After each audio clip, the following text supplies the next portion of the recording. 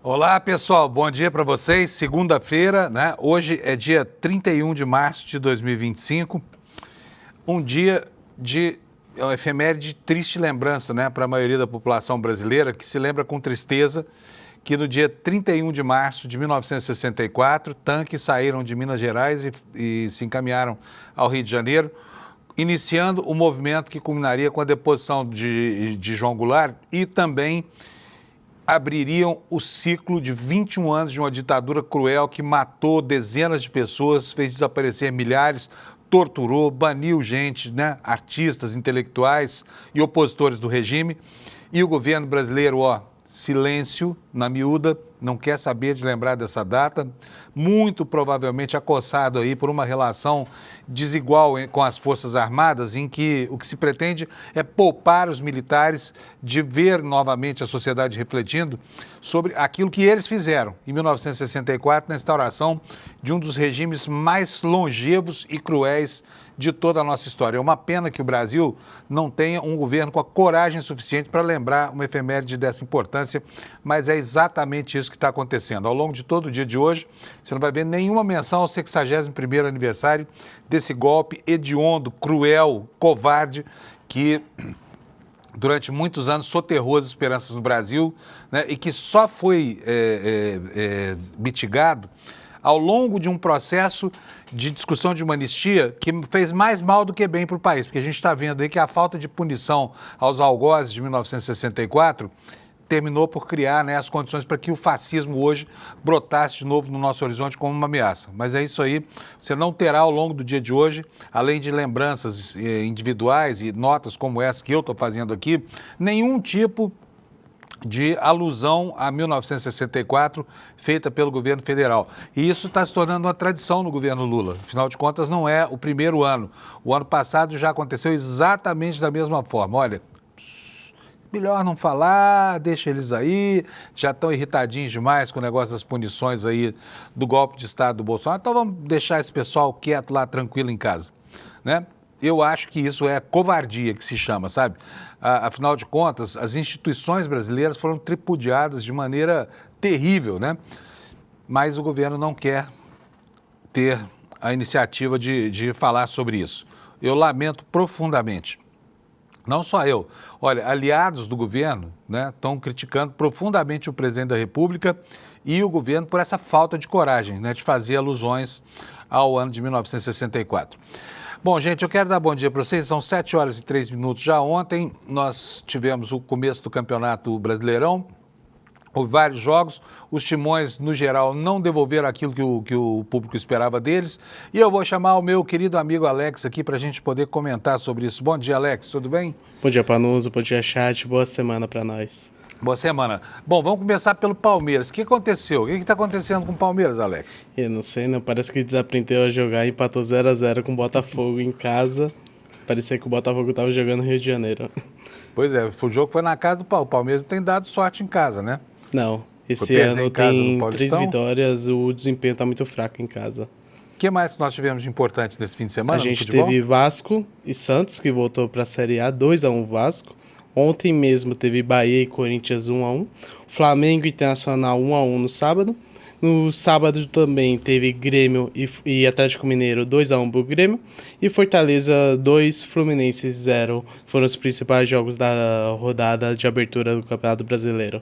Quer dizer que tirando o Fortaleza e o Grêmio, o resto foi tudo aquela água morna dos empates, né? Sim, primeira rodada é assim mesmo. Não foi um fim de semana de grandes emoções. Valeu, Alex. Um abração para você. Obrigado, viu?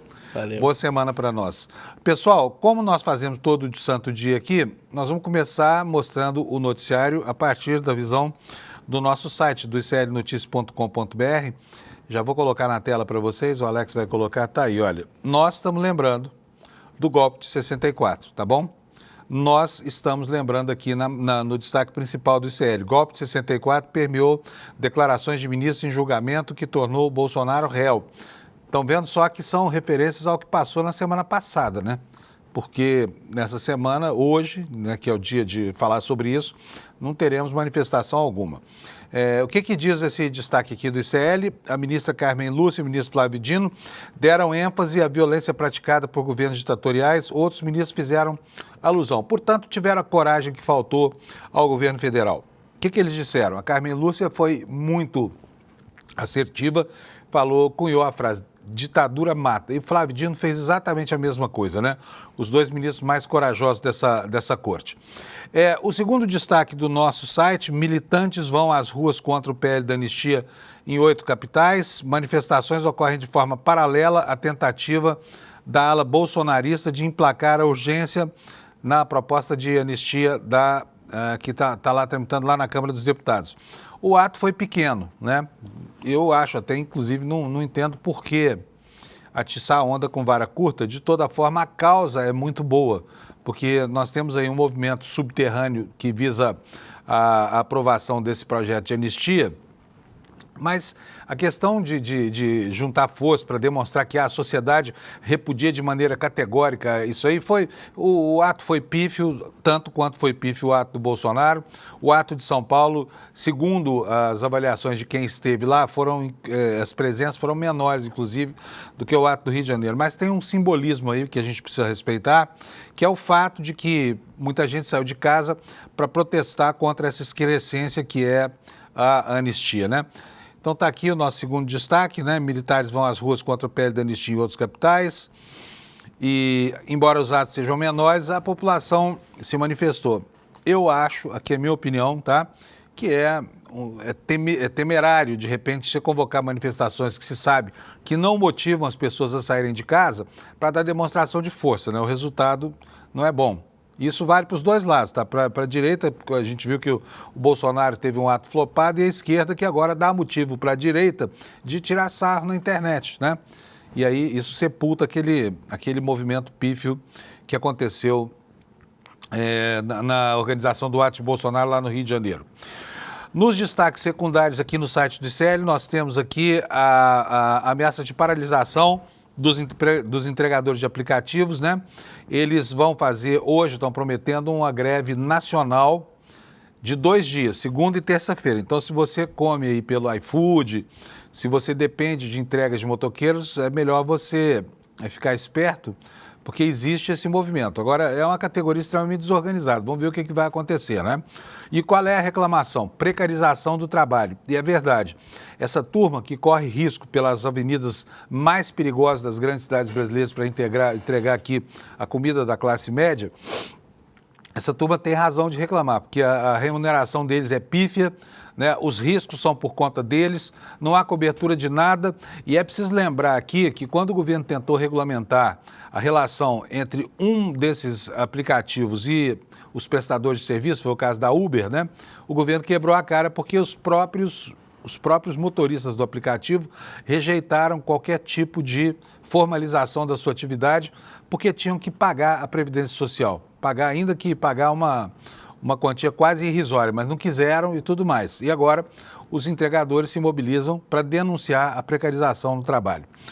Olha, hoje, para você que já tem da minha idade para frente, é um dia complicado. Por quê? Porque vão subir os remédios nas farmácias. Sabe? Olha só, tem aqui nesse destaque aqui da página do ICL a informação de que o teto para o reajuste dos medicamentos vai ser divulgado hoje, segunda-feira. Ele deve ficar em torno de 5%, talvez 5,06% é o que se espera, mas os remédios já estão tão caros, não é verdade? Então, pela hora da morte, e o consumidor acossado por essa tabela do laboratório, acaba ficando em desvantagem na relação com o balconista das farmácias, que muitas vezes representa muito mais o interesse do laboratório, que impõe uma política de preço perniciosa, do que propriamente da possibilidade de obter um remédio a um preço justo. E eu estou dizendo isso porque você sabe que toda vez que você vai a uma farmácia, chega lá e pede um remédio, o balconista pede seu CPF. Se você dá o CPF a um preço, às vezes 20%, 30% menor, se você não dá o CPF, você vai pagar a tabela cheia, né? O que implica uma relação de lucro acima do necessário, se é que se pode dizer isso num país capitalista, mas do qual o próprio comerciante pode abrir mão com uma estratégia de vendas que inclua a compra de informação, né, pelo laboratório ou pela farmácia, que depois será repassada para o plano de saúde, para o fabricante do medicamento e tudo mais. Em todo caso, você vai preparando aí os seus caraminguás, porque a partir desta segunda-feira os medicamentos vão estar mais caros. Daqui a pouco a gente detalha isso aqui. Lá na Europa e nos Estados Unidos, o que é que está acontecendo? Olha só esse destaque aqui. Trump está pressionando as empresas da Europa a acabarem com as políticas de diversidade e igualdade. Quer dizer, ele foi eleito para ser presidente dos Estados Unidos, mas ele quer mandar nas relações trabalhistas no mundo. E como se sabe, né, a Europa tem uma visão muito diferente do que é ser, do papel que cabe ao empregador, do papel que cabe ao trabalhador. E o Trump agora está aí querendo que as empresas da Europa deem a mesma marcha ré que as empresas sob a batuta do governo Trump nos Estados Unidos acabaram fazendo, né? A gente viu que a adesão a isso foi muito rápida lá nos Estados Unidos, a Microsoft mesmo e o Facebook acabaram com políticas de benefícios, né, para essas minorias protegidas por cotas, e agora eles querem isso na Europa também. Trump quer isso na Europa. Será que ele vai conseguir? Será que o presidente dos Estados Unidos, né, que assim perdeu a noção de que o poder dele ele tem jurisdição territorial e agora quer mandar no mundo, mas será que o mundo vai aceitar esse tipo de coisa? Vamos ver, né? É isso aí, gente. Estamos aqui, esses foram os destaques aqui do nosso site. Vamos passar a ver agora o que está acontecendo no noticiário do mundo, dos jornalões estrangeiros. Vamos começar pelo The New York Times. Está aqui para vocês a capa do New York Times. Hoje ele traz uma reportagem especial muito interessante sobre o que aconteceu nos bastidores da guerra da Rússia com a Ucrânia. Eu não vou detalhar porque a reportagem é muito longa, mas se você quiser, vai lá no The New York Times, a reportagem está aberta, é nyt.com, e você vai ver como é que generais americanos e generais europeus se reuniram e se encontraram num bunker, né, numa base americana, para estabelecer até mesmo o número de cartuchos que seriam enviados para a Ucrânia logo no comecinho dessa guerra. Mas o destaque que interessa mesmo está aqui, olha, nessa parte aqui mais secundária, né? E há uma análise aqui sobre como Trump aumentou a desconfiança afastando aliados dos Estados Unidos. É muito interessante essa reportagem, eu vou até ler aqui um trechinho para vocês, porque ela mostra como é que o Trump conseguiu minar relações históricas com parceiros que eram parceiros tradicionais, parceiros históricos dos Estados Unidos, né? Aqui o intertítulo diz o seguinte: a confiança é muito difícil de construir e fácil de destruir. A América e seus parceiros estão presos agora em uma espiral de desconfiança. Isso passado só 2 meses da administração desse sujeito carrancudo que aparece aí na foto do New York Times. O que diz aqui a reportagem? Eu vou ler para vocês um trechinho. Olha só, ele diz o seguinte, olha, para muitos países casados com os Estados Unidos, a sua observação confirmou uma conclusão de que a América não é mais confiável. A América é como eles chamam os Estados Unidos. Mesmo nações ainda não diretamente afetadas podem ver para onde as coisas estão indo, enquanto Trump ameaça as economias dos aliados, as suas parcerias de defesa e até mesmo a soberania dos aliados. Por enquanto, eles estão negociando, os aliados feridos por essa política do Trump, né? Estão negociando para minimizar a dor de golpe após golpe, incluindo uma ampla rodada de tarifas esperada para abril. Mas, ao mesmo tempo, eles estão recuando, preparando-se para que a intimidação seja uma característica duradoura nas relações com os Estados Unidos e tentam, assim, seguir seu próprio caminho. E, a partir daí, a reportagem do Times enumera aqui uma série de países e as coisas que fizeram. Por exemplo, o Canadá fechou um acordo de 4,2 bi com a Austrália para desenvolver um radar de ponta. Anunciou que estava negociando para contribuir com o esforço reforço militar da União Europeia. Portugal e outras nações estão reconsiderando planos para comprar aviões F-35 dos Estados Unidos, né? Por quê? Por causa do controle de peças e de softwares.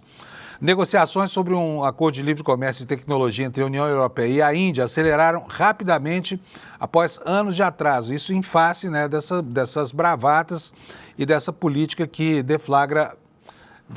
tarifária que deflagra a guerra comercial. E aqui vem uma citação ao Brasil. A matéria do Times diz que o Brasil não apenas aumentou o comércio com a China, mas também está fazendo isso em moeda chinesa, desprezando ou deixando de lado o dólar, né? E a matéria termina dizendo que em vários países, como Polônia, Coreia do Sul, Austrália, discussões sobre como construir ou garantir armas nucleares para sua própria proteção agora são perspectivas comuns. E eu quero deixar aqui uma perguntinha para você responder na área de chat. Durante o governo Collor, o Brasil abriu mão definitivamente da perspectiva de construção de uma bomba nuclear. Você se lembra disso? O Brasil aderiu ao Tratado de Não Proliferação, o que impede que o nosso país desenvolva armas nucleares. Mas agora a gente está vendo aí um reposicionamento geopolítico quebrando aquela ordem que nos levou até esse acordo. O que você acha de armas nucleares? Vocês acham que o Brasil deveria ter armas nucleares ou não? Eu não estou defendendo aqui absolutamente nenhuma posição beligerante, nada disso. Só quero saber o que você acha a respeito disso, tá bom? Porque parece que as armas nucleares são um argumento cada vez mais importante na condição desse cenário, inclusive, né, nas implicações diplomáticas, né, que se fazem para evitar o uso desse arsenal que vive assustando o mundo, né?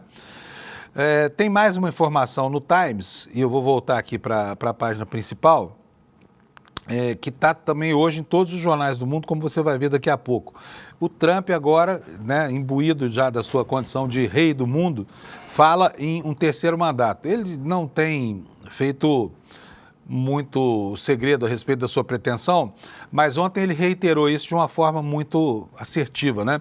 E a reportagem, a capa do New York Times traz aqui informação de que o Trump diz que não está brincando sobre buscar um terceiro mandato, desafiando a Constituição americana. Em um comentário abrangente à NBC, né, a rede de TV, o presidente Trump disse que muitas pessoas queriam que ele cumprisse um terceiro mandato e prometeu impor tarifas a rivais globais. Aqui eu quero só lembrar para você o seguinte: a Constituição americana tem uma das suas emendas. A Constituição americana ela é muito sintética, ela é muito enxuta, mas ela tem uma emenda que se chama Emenda FDR, a 22ª emenda. Essa segunda emenda foi feita para limitar os poderes dos presidentes americanos a partir de uma experiência vivida ao longo da história pós-Grande Depressão, pós-Primeira Guerra Mundial, que fez com que Franklin Delano Roosevelt permanecesse por 4 mandatos sucessivos na cadeira de presidente dos Estados Unidos. Em 1940, porque isso termina em 1945, essa sequência de mandatos do Roosevelt termina em 1945. Em 1947, o Congresso americano se juntou e redigiu essa 22ª emenda, que depois ela foi reafirmada em 1951 e proibiu terminantemente qualquer presidente americano de ter mais de 10 anos de mandato ou de ter um terceiro mandato. E proíbe também vice-presidentes, como foi o caso aqui, por exemplo, do Geraldo Alckmin, do governo do Estado de São Paulo, que vice-presidentes que assumam o mandato de algum outro presidente possam governar por mais de 10 anos nos Estados Unidos. Ou seja, não pode ter mais de 2 mandatos lá. E o Trump agora, né, ao cabo do seu segundo mês de governo, já está falando aí em se tornar uma espécie de imperador contra o imperativo de uma emenda muito atual e vigorosa da Constituição americana. Se vai conseguir ou não é outra história, mas o fato a anotar é que os Estados Unidos parecem cada dia mais uma anocracia clássica, ou seja, quase uma ditadura, né? Uma democracia meio mambembe que tolera demais atentados contra aquilo que a sua própria Constituição protege, né? É o que está acontecendo lá nos Estados Unidos.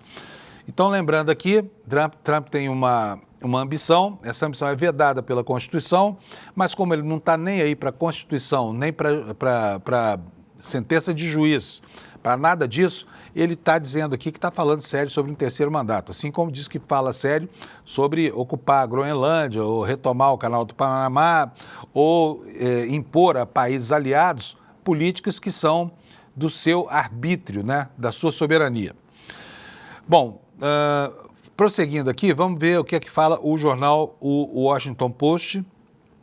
O Washington Post, que é outro grande jornal americano, é talvez o último reduto ainda do pensamento liberal traduzido pelos democratas lá nos Estados Unidos, né?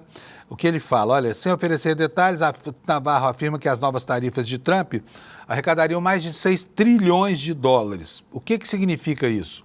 A principal promessa de Trump foi a de reduzir impostos nos Estados Unidos, mas com a imposição dessas tarifas, que serão pagas pelo consumidor ao Tesouro americano, espera-se que a arrecadação chegue a 6 trilhões de dólares, ou seja, é um brutal aumento da carga tributária que será paga, que será honrada pelo consumidor americano.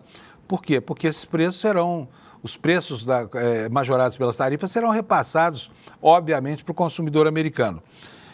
Então, a matéria diz o seguinte, olha, que enquanto os investidores se preparam para novas tarifas abrangentes nesta semana, o assessor da Casa Branca, Peter Navarro, mencionou um valor que, segundo especialistas, quase certamente representaria o maior aumento de impostos em tempos de paz na história moderna nos Estados Unidos, né? E o jornal também faz aqui uma observação que, olha aqui, olha, eu vou mostrar para você aqui o destaque porque está pequenininho, que o Trump tem se queixado das tarifas estrangeiras. Aqui, com relação ao caso brasileiro, ele cita o etanol, né, por exemplo, que tem uma sobretaxa aqui muito maior do que eles cobram lá nos Estados Unidos, mas eles se esquecem que isso também acontece lá, porque os Estados Unidos, que são pretensamente um país ultraliberal, que economia aberta e tudo mais, usam e abusam desse tipo de instrumento para proteger a sua economia, ou seja, eles praticam lá sobretaxas também, que agora o presidente americano faz de conta que não conhece, que finge que se esquece delas, né? Bom, vamos seguir aqui. Nós temos repercussão dessa história em vários jornais. Olha, está aqui no Estadão, né, sobre a história do terceiro mandato. Está aqui, olha, Trump diz que não está brincando quando fala sobre o terceiro mandato presidencial. E diz aqui a matéria que, olha, o republicano afirmou que tem os melhores números nos últimos 100 anos, se comparado a presidentes americanos que também foram do Partido Republicano. Segundo Trump, a popularidade dele fez com que ele cogite concorrer novamente à presidência da República. Gente, passaram 2 meses que o cara está lá, ele entrou dia 20 de janeiro, né, para esse segundo mandato, e já está se sentindo assim o rei do mundo, né? E sobre essa história dos números dele, da popularidade, obviamente que isso é mentira. A popularidade dele é declinante, mas o mundo de Nárnia, onde vive Trump, onde vive a extrema-direita mundial, isso pouco importa. Pode tirar da tela para mim, Alex, por favor? Eu só quero lembrar aqui para vocês que outros presidentes... Tira da tela, Alex. Isso, obrigado. Que outros presidentes americanos que tiveram muita popularidade ao final de seus mandatos jamais cogitaram passar por cima da 22ª emenda. Eu anotei aqui alguns nomes, olha, Ronald Reagan tinha números melhores que tem Trump hoje, Bill Clinton, George W. Bush, né, Barack Obama, todos esses tinham uma popularidade gigantesca ao final do segundo mandato, nenhum deles jamais questionou se deveria ou não deveria, de repente, tentar aí a aventura de burlar a Constituição, a vedação constitucional e tentar um terceiro mandato, né? Vamos agora ver do outro lado do mundo, na Europa. Eu vou começar aqui com o jornal francês Le Monde, que é o principal jornal da França. Está aí na sua tela para você a edição do jornal francês. O principal destaque é este aqui, olha. É a condenação de Marine Le Pen. Ela foi considerada culpada e sentenciada à inelegibilidade imediata, mas a duração do período de inelegibilidade está ainda por ser definida, né? Vou ler aqui para vocês o lead da chamada, diz o seguinte, ó, a deputada de extrema-direita que pode pegar até 5 anos de inelegibilidade deixa o tribunal antes mesmo que as sentenças fossem proferidas. 8 eurodeputados e 12 assistentes foram considerados culpados no caso dos assistentes pelo Parlamento Europeu. Então, é o seguinte, a extrema-direita francesa com isso sofre um revés muito grande, né, de um personagem central. A Marine Le Pen é tão importante, por exemplo, na França, quanto é o Jair Bolsonaro aqui no Brasil. Ela é um símbolo da extrema-direita que vai pelas mesmas vias de Bolsonaro, por conta de escândalos aí com má gestão de fundos públicos, para uma condição de candidato inelegível, o que faz com que o mundo respire um pouco aliviado, né? Vamos ver agora o The Guardian lá na Inglaterra. Qual é a manchete principal do Guardian? Já vou botar na tela aqui para vocês. Está aqui, olha, pode botar, por favor, Alex, a manchete do The Guardian.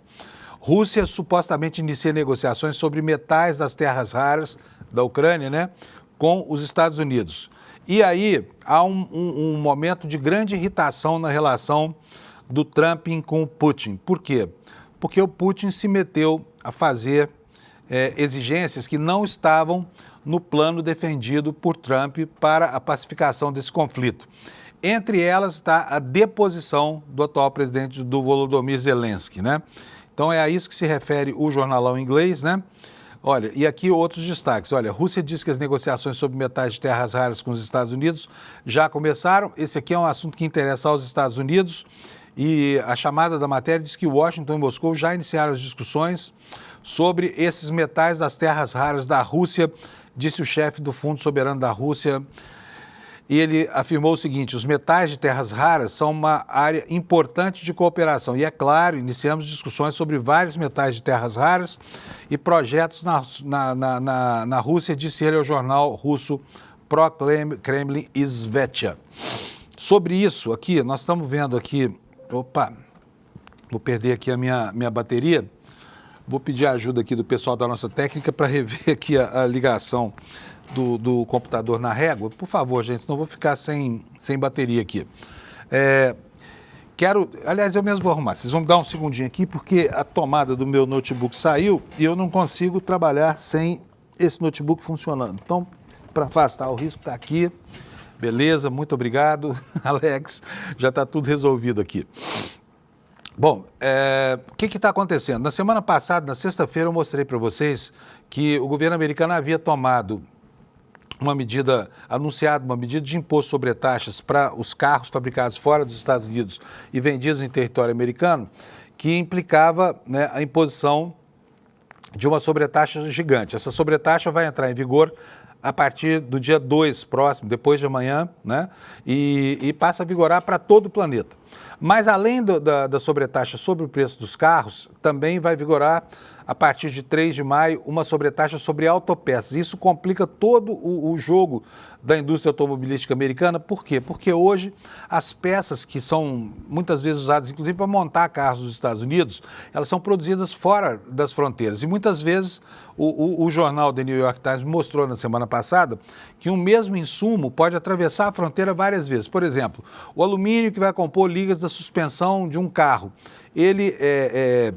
A mineração é feita no Canadá, a composição dos blocos desse metal também é feita lá. Aí esses blocos de metal são enviados para o México, onde são forjadas as peças e depois elas voltam ao Canadá para que a suspensão seja montada e aí sim são encaminhadas aos Estados Unidos para que seja feita a montagem do veículo. Então, o trânsito entre fronteiras vai fazer com que haja uma tributação muitas vezes sobre o mesmo produto, né? Não está explicado ainda como é que os americanos vão enfrentar o aumento de preço decorrente dessa movimentação entre fronteiras sempre sendo tarifadas. E no final disso tudo, não é difícil a gente perceber que a imposição de uma medida tão draconiana assim, ela beneficia só uma única empresa. Essa empresa chama Tesla, é a empresa do Elon Musk. Por quê? Porque a Tesla é a única montadora americana que monta todos os seus carros em 2 fábricas em território americano. E ela produz nos Estados Unidos também quase todas as peças que integram esses veículos. O índice de nacionalização é de 87,5%. Todas as outras montadoras que se reestruturaram em 2017 por conta de um acordo de livre comércio feito entre Trump, né, pelos Estados Unidos, com os presidentes do Canadá e o Canadá não tem presidente, é primeiro-ministro. O primeiro-ministro do Canadá e o presidente do México, em 2017, eles assinaram um acordo em que haveria livre circulação dessas peças entre fronteiras, que o Trump simplesmente esqueceu agora. Ele assinou lá para trás e ele acabou na marra com esse acordo. E esse movimento todo ele não tem o sentido apenas de fomentar uma guerra global e de aquecer o mercado de trabalho americano, não. Ele tem por objetivo, claro, fazer com que as ações da Tesla saiam do buraco em que se enfiaram a partir do momento em que o dono da marca resolveu se meter em escaramuças globais, aí defendendo, né, plataformas neonazistas, participando de convenções neonazistas, fazendo seguirreio. Com isso, o Elon Musk acabou contaminando a própria marca de carros, a Tesla, que perdeu demais, perdeu, alguns mercados da Europa caíram quase 70%, as vendas desabaram, mas desabaram numa velocidade vertiginosa, né? Vendas nos Estados Unidos também estão complicadas, porque o consumidor americano que é consciente, que não aceita a ideologização promovida pelo governo Trump, eles também passaram a boicotar os carros da marca. Não só pararam de comprar, começaram a fazer boicote em frente às fábricas e alguns mais exaltados passaram até a colocar fogo, né, nos veículos da Tesla. Então isso tudo fez com que as ações baixassem muito. Estima-se que o Trump tenha perdido cerca de 700 milhões de dólares num primeiro momento, e aí as ações da Tesla de repente se valorizaram de um dia para o outro na semana passada, por causa do anúncio do Trump de que as empresas que exportam peças, que importam peças ou que importam carros prontos para venda no território americano seriam sobretaxadas em 25%. E agora tem essa história das terras raras, né? As terras raras importam muito para quem? Para a indústria de produtos de tecnologia, para a indústria bélica e para a indústria aeroespacial. Por quê? Essas terras raras servem para fazer componentes eletrônicos e ligas resistentes, como, por exemplo, as que vão nas pontas dos foguetes do Elon Musk, né? Enfim, é o exemplo pronto e acabado de um país em que o presidente da República coloca o Estado para defender interesses privados.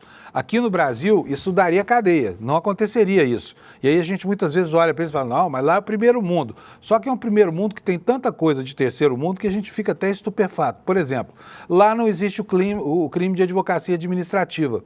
A gente viu o que o Trump fez. O Trump transformou a Casa Branca numa espécie de salão do automóvel lá para um desfile de carros da Tesla e ainda comprou um carro do Elon Musk, disse que pagou tabela cheia. Para quê? Para promover o uso desses veículos. No Brasil, se eu não me engano, o artigo 351 do Código Penal proíbe qualquer autoridade de fazer ações em benefício de marcas ou produtos privados, tá? De marcas ou produtos privados.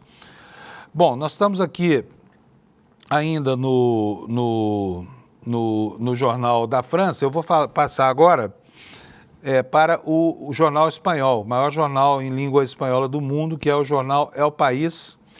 A principal manchete dele é alusiva à guerra comercial de Trump. O El País diz aqui na primeira página, na internet, também na sua edição impressa. Donald Trump finaliza a maior salva de tiros na sua guerra comercial com o mundo em alerta. A rodada de tarifas que o presidente dos Estados Unidos planeja anunciar ou impor em 2 de abril afetará duramente a economia global. Vale a pena a gente dar uma olhada nesse artigo aqui, porque ele fala sobre problemas que dizem respeito, inclusive, à nossa economia, né? Então, já traduzido aqui para o português, para que você possa acompanhar a leitura da página junto comigo, o que diz a matéria?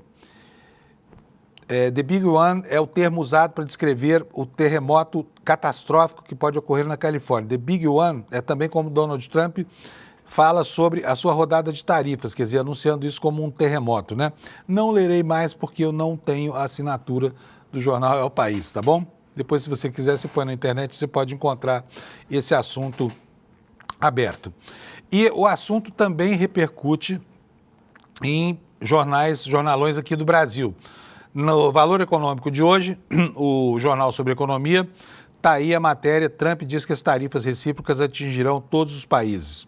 O presidente dos Estados Unidos, Donald Trump, afirmou ontem, domingo, que as tarifas recíprocas previstas para serem anunciadas na quarta-feira, no dia 2 de abril, atingirão todos os países e não apenas um grupo entre 10 e 15 países com superávites comerciais maiores com os americanos.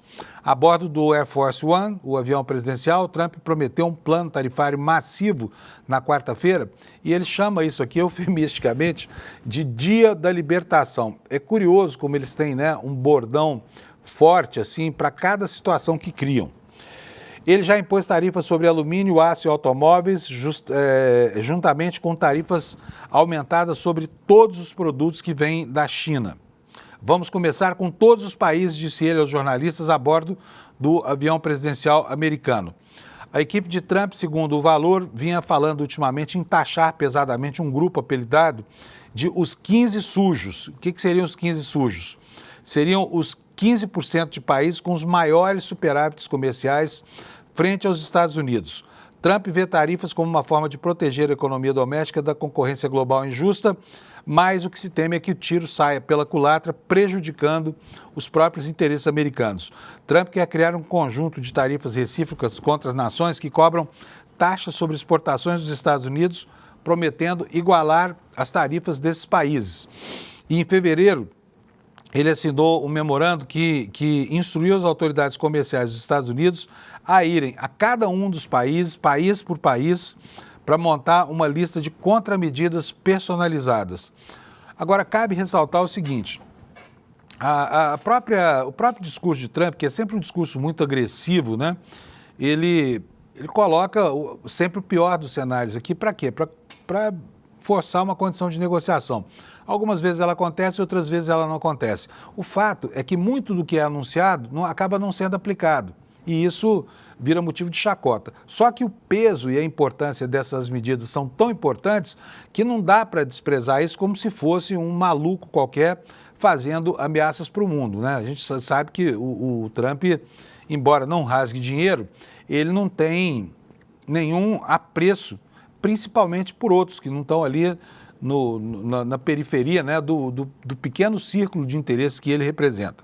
Então não se sabe se vai acontecer ou não essas tarifas, em que medida elas serão aplicadas, mas até agora não há nenhum tipo de contramedida no horizonte. A relação da diplomacia com o governo americano é uma relação ainda muito difusa, não está acontecendo essa negociação. É aquela história de negociar com uma arma na cabeça, né? O sujeito chega para você, bota o revólver na sua testa e fala assim, olha, vamos negociar o seu celular? É isso que o Trump está fazendo com o mundo. Então vamos ver até quarta-feira o que é que acontece. Em princípio, a abrangência dessas medidas será mesmo uma abrangência global.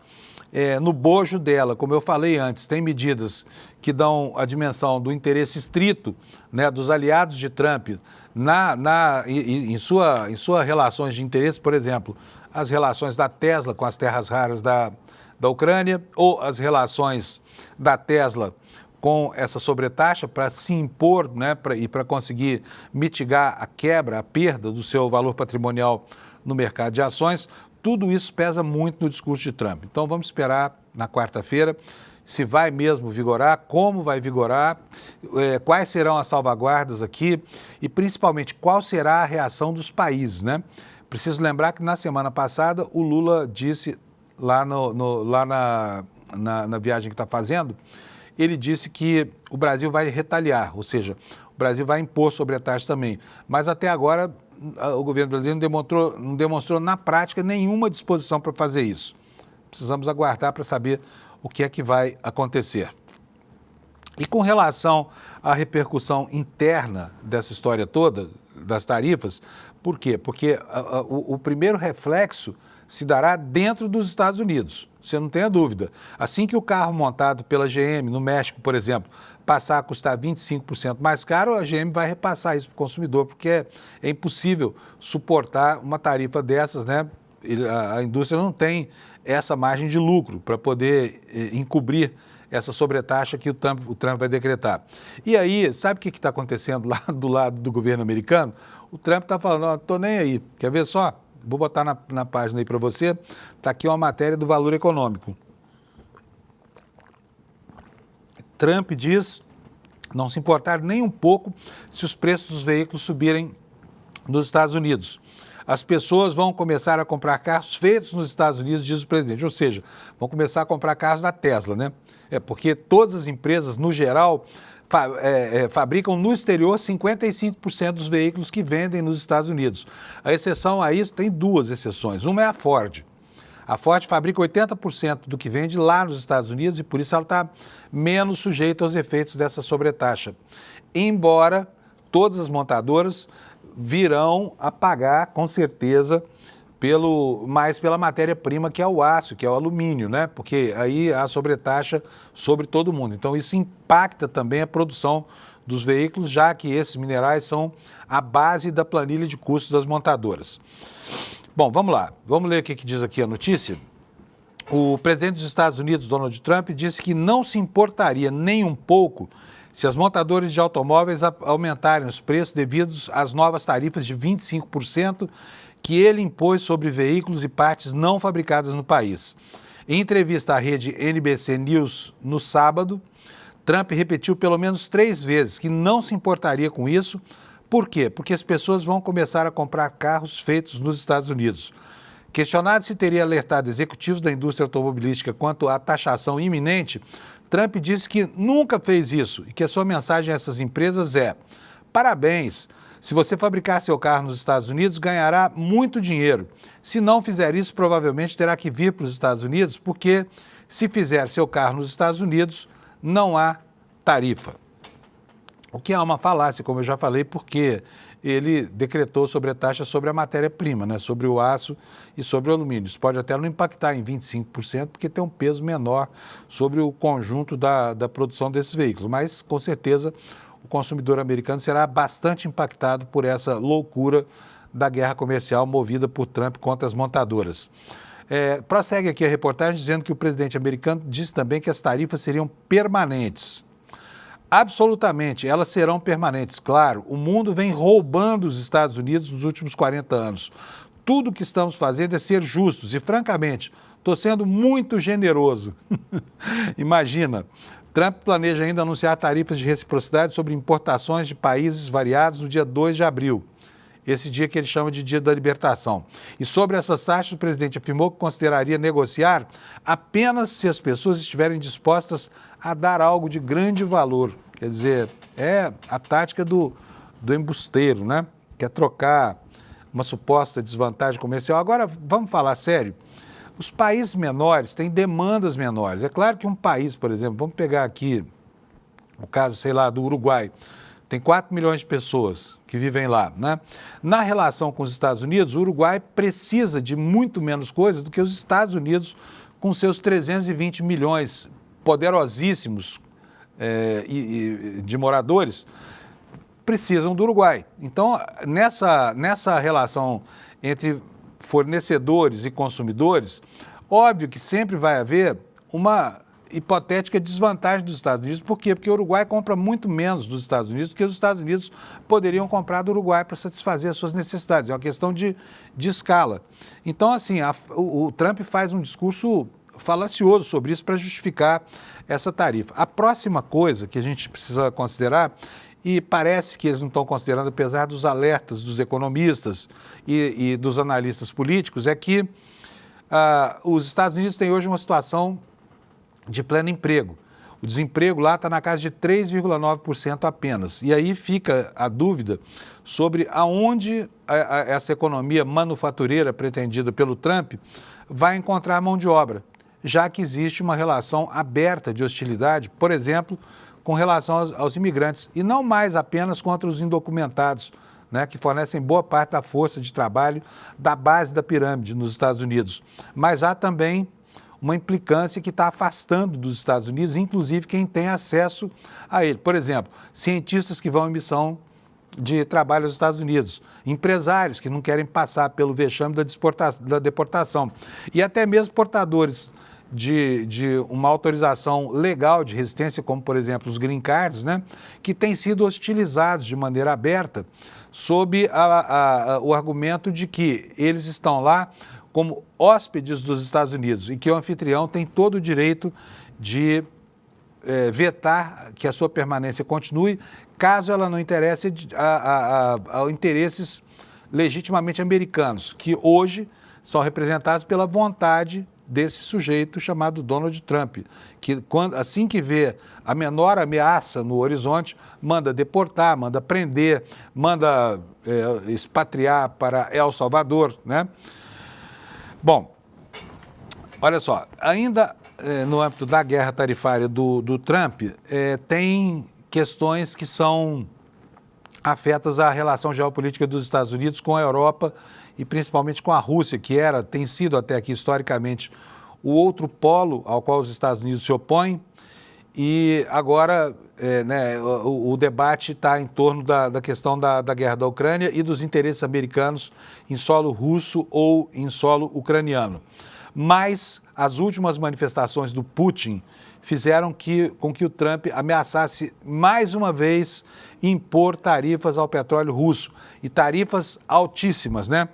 no caso, por exemplo, de uma recusa do Putin em aceitar as condições para uma trégua, para um cessar-fogo, para o fim das hostilidades em território ucraniano. Os Estados Unidos imporão tarifas secundárias de 25% a 50% sobre todo o setor petrolífero da Rússia, caso o presidente russo Vladimir Putin continue exigindo mais concessões para firmar uma trégua com a Ucrânia, disse ontem o presidente americano Donald Trump em entrevista à NBC. Ele falou que estava chateado com a proposta do Putin de se instalar um governo de transição antes de um cessar-fogo mediado por Washington. Trump disse que planejava falar com Putin essa semana para expressar a sua irritação com a atitude de Moscou de pôr em dúvida a credibilidade e a liderança do presidente ucraniano Volodymyr Zelensky. Se a Rússia e eu não conseguirmos um acordo para parar o derramamento de sangue na Ucrânia, e se eu achar que foi culpa da Rússia, aplicarei tarifas secundárias sobre todo o petróleo que sai da Rússia, disse Trump no seu tom sempre imperial, né? Então, quer dizer, ele quer simplesmente tomar conta de todo o ambiente em que ocorrem essas negociações. Virou necessariamente o dono do mundo. Vamos falar agora sobre o Brasil, gente. Como eu falei para vocês aqui, nós temos uma efeméride hoje acontecendo. Hoje é dia da gente lembrar com tristeza, para que a gente não se esqueça, para que as pessoas revivifiquem na sua memória o absurdo que foi a ditadura militar implantada a partir do dia 31 de março, 1º de abril de 1964, né? E essa é uma data que sempre criou polêmica quando chega, mas o governo Lula abusa do silêncio em relação, né, assim, é só a falta de coragem mesmo de condenar aquilo que aconteceu em 1964, que até hoje gera ecos. Nós temos, a propósito disso, algumas matérias na imprensa hoje. Uma delas é essa que você vai ver na sua tela aí do UOL, aliás, de Lula, e aqui nós não estamos falando do pessoal da direita nem nada. Nós estamos falando de gente que apoia Lula, que quer ver esse governo, que enxerga esse governo como a melhor, a única alternativa ao Brasil, gente que desfruta, né, do poder e que, ao mesmo tempo, não abre mão de criticar isso que eu chamo de covardia reiterada do governo Lula, porque já há 2 anos não se quer falar sobre 1964, como se isso não tivesse a menor importância, né? Como se não tivesse a menor importância. Os milhares de desaparecidos, 210 deles ainda, hoje, não se sabe o que foi feito dos corpos deles. É uma vergonha, num ano em que o Brasil ganha o Oscar com um filme denunciando as arbitrariedades, as mortes, né? E a ocultação dos cadáveres dos inimigos do regime, nesse ano o Lula não quer falar de 1964, né? E aqui aparece a foto de um homem que pode ser que seja um dos artífices desse silêncio todo, né? O ministro Zé Múcio, que muita gente, eu entre essas pessoas, não entende a razão da longevidade desse sujeito no governo. Vamos lá ver o que diz a reportagem do UOL e também da Folha de São Paulo. O governo Lula e as Forças Armadas vão ignorar o aniversário do golpe de 64 no próximo dia 31 de março, que é hoje. É hoje. A orientação, segundo apurou o Estadão, é tratar da data como um outro dia qualquer. A decisão tem sido alvo de críticas de aliados de Lula, que consideram esse silêncio constrangedor, especialmente após o ex-presidente Jair Bolsonaro se tornar réu por uma tentativa de golpe. A ordem do dia, alusiva a 31 de março, feita pelas Forças Armadas, deixou de existir desde os primeiros anos da década de 10, ainda nos primeiros mandatos do Lula, né? O Ministério da Defesa só retomou a leitura do documento seguindo ordens do então presidente Bolsonaro em 2019, mas aí não era mais para condenar, era para comemorar mesmo o que aconteceu em 1964.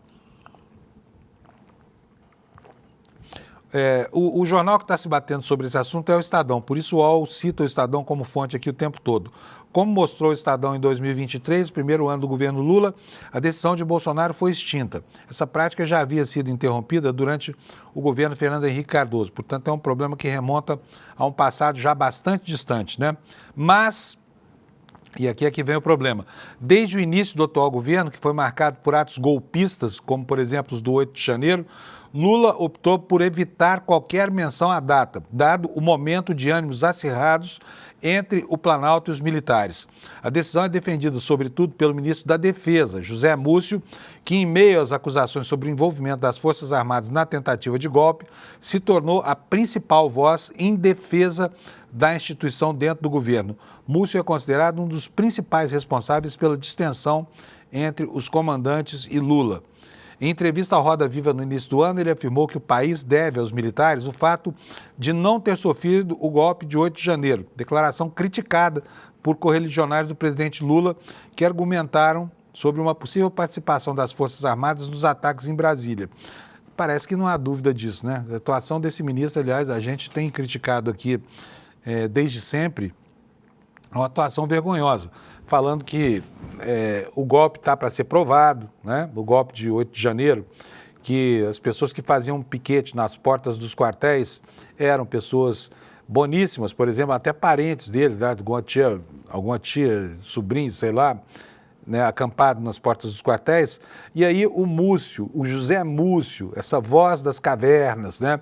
Essa entidade que vem lá do passado remoto, de repente se apresenta aí como sendo o homem que dita ao Lula o que o governo brasileiro deve fazer em face de um fato histórico. A gente não está falando de uma versão da história, a gente está falando sobre um fato histórico, né? O governo brasileiro, a partir da apuração muito tardia do que aconteceu a partir de 1964, o governo brasileiro afirma que houve tortura, que houve morte, passou a reconhecer, pediu até desculpa pelos crimes cometidos pela ditadura e agora não tem a coragem de relembrar esse fato nefasto da nossa história, né? Aqui a matéria do UOL diz o seguinte: para lembrar das atrocidades, da censura e violência do período, integrantes do PT participarão de 2 atos públicos em repúdio ao golpe de 64.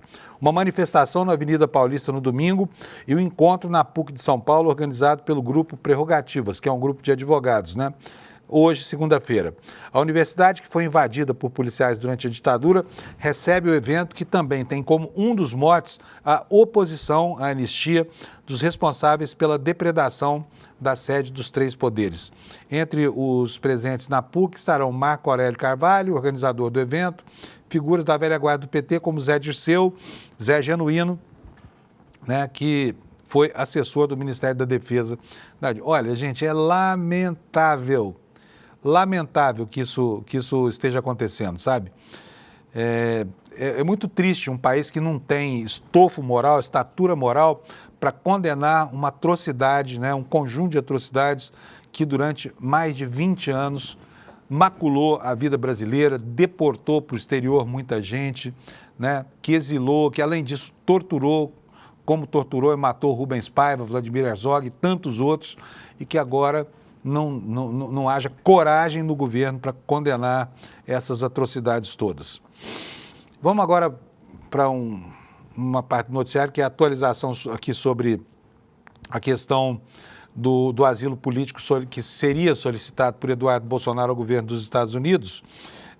Vocês acham que é fácil chegar lá nos Estados Unidos e falar: não, eu sou perseguido no meu país e aí vim para cá, quero viver aqui a salvo da perseguição do governo brasileiro? Vocês acham que é fácil fazer isso? A Malu Gaspar, no jornal o Globo, explica que não é fácil, tá? Então está aqui uma matéria assinada por ela dizendo o que o Eduardo Bolsonaro terá de esclarecer ao governo dos Estados Unidos caso venha solicitar mesmo asilo político. Diz aqui o intertítulo da matéria que, próximo da família Trump, o deputado licenciado admite abertamente a hipótese de solicitar proteção em solo americano. Caso solicite o asilo político, hipótese que já admitiu publicamente, Eduardo Bananinha terá de fornecer uma série de informações ao Departamento de Segurança Nacional americano, entre elas justificativas que embasem a tese da perseguição política no Brasil e o histórico criminal dos familiares dele, incluindo o pai, o ex-presidente Bolsonaro, que, como se sabe, ainda não foi condenado, mas já está denunciado pela Procuradoria-Geral da República. Ele, que viajou para os Estados Unidos no dia 27 de fevereiro com visto de turista, diz ter consultado advogados da área da imigração para avaliar as alternativas. Próximo do presidente Trump e da família presidencial, avisou a Casa Branca de Trump sobre a decisão de permanecer no país e admitiu em entrevista à CNN que considera pedir asilo. Outra opção seria um visto de trabalho. Só que aí aí vai ter que trabalhar, né? Aí vai ter que arranjar um emprego lá nos Estados Unidos para explicar ao governo americano que ele não se confunde com os outros que ele deplora, né, os indocumentados. Aliás, a situação que ele está muito próximo, se não conseguir o asilo, logo, logo ele chega nessa situação. Ao longo de 6 meses ele tem que sair dos Estados Unidos. Ele está lá desde de janeiro, então em julho deste ano, ele, se não conseguir o asilo e não conseguir uma autorização especial de permanência ou de trabalho lá, ele está frito porque ele vira mais um indocumentado. Pode cair nas garras do ICE aí do Trump, né? Para formalizar o pedido, como qualquer outro cidadão estrangeiro interessado em se asilar no país, o deputado terá que preencher um formulário de 12 páginas elaborado pela Divisão de Cidadania e Imigração do Departamento de Segurança Nacional. O documento solicita informações minuciosas sobre o requerente, vai ter que informar os dados pessoais seus aqui no Brasil, estado civil, endereço nos Estados Unidos do Brasil, línguas, fluência, raça, religião e tudo mais. Sua esposa e filha, e até o histórico acadêmico e profissional, bem como referências aos seus parentes, entre outras coisas. Todo aquele processo de humilhação por que passa um brasileiro quando entra nos Estados Unidos vai ter que passar o Eduardo Bolsonaro com um pouco mais de detalhes fornecidos à imigração para justificar seu pedido de asilo. Agora, aí fica a dúvida, né? Como é que ele vai provar para o governo dos Estados Unidos que está sendo perseguido aqui no Brasil? Porque não há um processo contra ele. O passaporte que ele temia ser apreendido foi liberado antes que ele tomasse a decisão covarde de fugir para se estabelecer lá nos Estados Unidos. Então nós teremos muitos desdobramentos. Eu pessoalmente acho, obviamente, que ele não se mudou para os Estados Unidos à toa. Ele está lá para preparar a chegada do pai, né? Vamos agora voltar aqui ao noticiário. Olha, anistia do Bolsonaro, que é o que está em questão, né? O Lula falou bastante sobre isso nos últimos dias e falou durante essa viagem também. Lá no Vietnã, eu vou botar aqui, já está na tela para você, no Vietnã o Lula comentou os pedidos de anistia para Bolsonaro.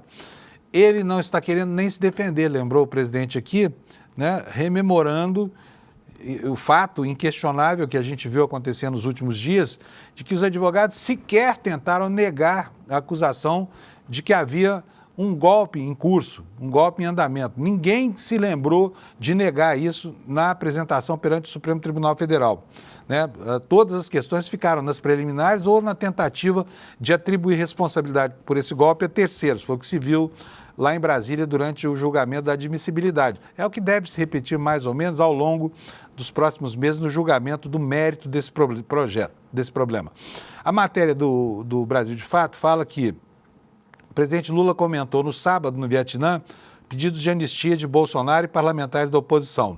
Ao ser questionado se havia pautado o tema com os presidentes da Câmara, Hugo Mota, e do Senado, Rodrigo Pacheco, Lula afirmou que o tema da anistia não é urgente. Não é urgente. Aqui o presidente do Senado há muito tempo já que não é o Rodrigo Pacheco, né? Está errado aqui no Brasil de Fato. É o Alcolumbre.